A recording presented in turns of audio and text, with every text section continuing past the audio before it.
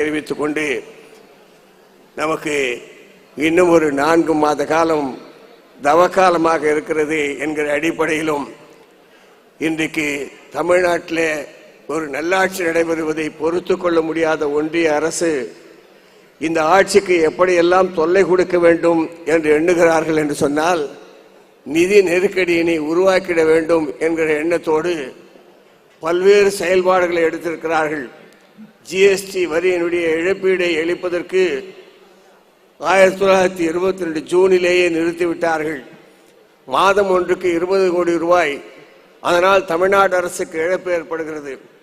அதை போலவே பல்வேறு திட்டங்களுக்கு வர வேண்டிய பணிகளை நிதியை தராமல் இழுக்கடிப்பது என்பது மட்டுமல்ல, மோடி அரசனுடைய அவருடைய குரூர தன்மையினை விலைக்கு சொல்ல வேண்டும் என்று சொன்னால், இங்கே இருக்கிற மீனவர்களை மாதத்திற்கு ஒரு முறையாவது எப்படியாவது கைது செய்து அவர்களை கொண்டு போய் சிறையில் அடைத்து அவருடைய படகுகளை பறிமுதல் செய்து இலங்கை அரசனுடைய அரசுடைமை ஆக்கி கொண்டிருக்கிற அந்த இலங்கைக்கு 34,000 கோடி ரூபாயை வாரி வழங்குகிற மோடி தமிழ்நாட்டு மக்கள், குறிப்பாக சென்னை, திருவள்ளூர், காஞ்சிபுரம், செங்கல்பட்டு மாவட்டம் மட்டுமல்ல, தூத்துக்குடி, ராமநாதபுரம், கன்னியாகுமரியை சேர்ந்த மாவட்டங்கள் எல்லாம் மிக பெரும் மழையால், 100 ஆண்டு காலம் காணாத மழையால், வெள்ளத்தால் பாதிக்கப்பட்ட போது சுற்றி திரிந்த மயிலாப்பூர் மாமி இங்கு வந்து பார்த்துவிட்டு இது பேரிடர் அல்ல, நிதி தர முடியாது என்று சொல்லிவிட்டு போன கோர காட்சி தமிழ்நாட்டில் நடைபெற்றதை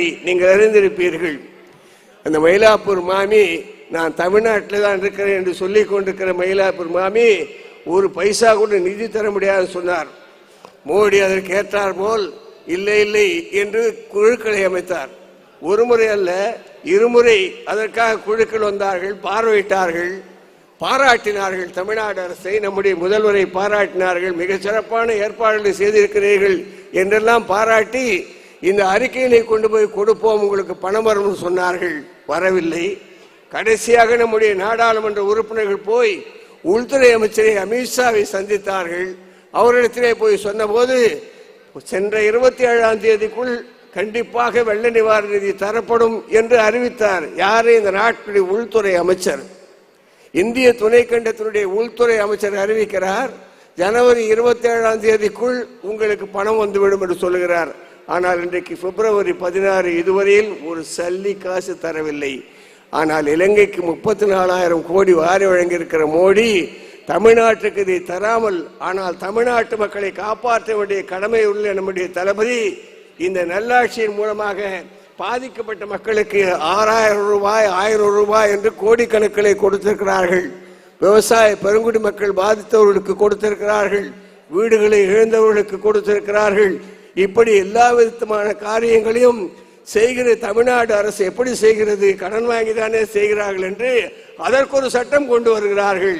எப்படி என்று சொன்னால், இனிமேல் மாநில அரசு கடன் பெறுவதாக இருந்தால் மத்திய அரசினுடைய அனுமதியை பெற்றுத்தான் தர வேண்டும். கடன் பெறத்துக்கு நம்ம கடன் வாங்கி நம்ம கட்டத்துக்கு அவருடைய அனுமதியை பெற வேண்டும் என்ற ஒரு சட்டத்தை ஏன் கொண்டு வந்திருக்கிறார்கள் என்று சொன்னால், தமிழ்நாடு அரசை எப்படியாவது நிதி நெருக்கடியிலே கொண்டு வந்து நிறுத்த வேண்டும் என்ற அந்த எண்ணத்தோடு பிஜேபி ஆட்சி இன்றைக்கு நடந்து கொண்டிருக்கிறது.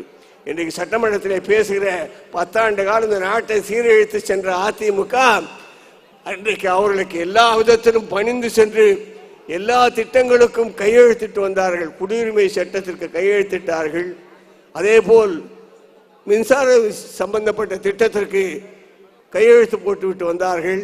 இன்றைக்கு சொல்லுகிறார்கள், நாங்கள் கூட்டணியில் இருந்த காரணத்தினால் கூட்டணி தர்மத்திற்கு போட்டோம் இருக்கிறார்கள். தமிழ்நாட்டு மக்களை வஞ்சித்து விட்டு, தமிழ்நாட்டு மக்களை தண்டித்து விட்டு, தமிழ்நாட்டை தண்டித்து விட்டு நாங்கள் கூட்டணி தர்மத்திற்காக கையெழுத்திட்டோம் என்று சொல்லுவதற்கு அவர்கள் ஒன்றும் கூச்சப்படவில்லை, வெட்கப்படவில்லை, வேதனைப்படவில்லை என்பர்களே.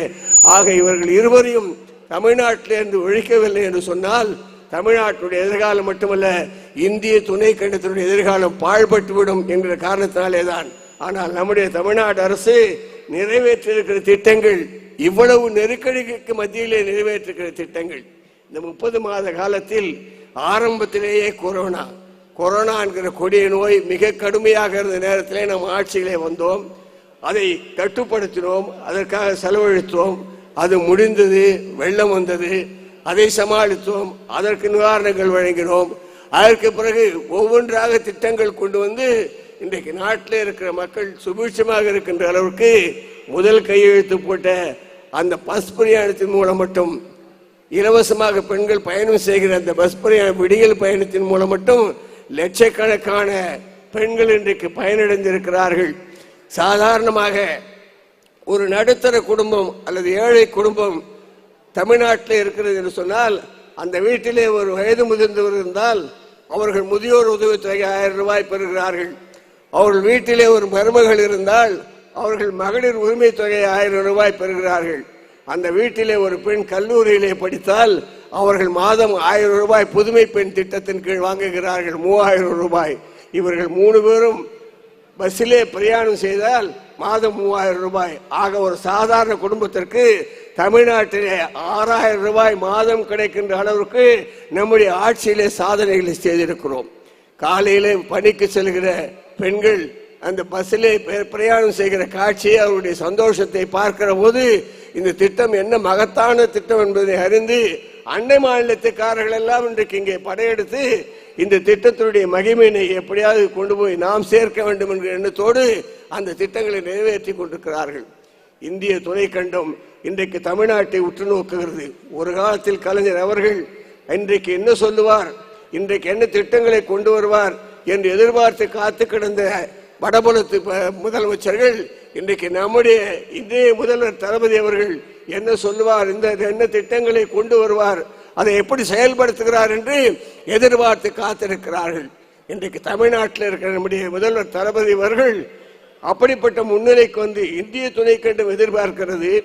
இந்தியாவிலிருந்து வருகிற மத்திய அமைச்சர்கள் எந்த மாநிலத்திற்கு சென்றாலும் அவர்கள் அரசியல் பேசுவதில்லை, அவர்கள் சாதனைகளை சொல்லுவதில்லை.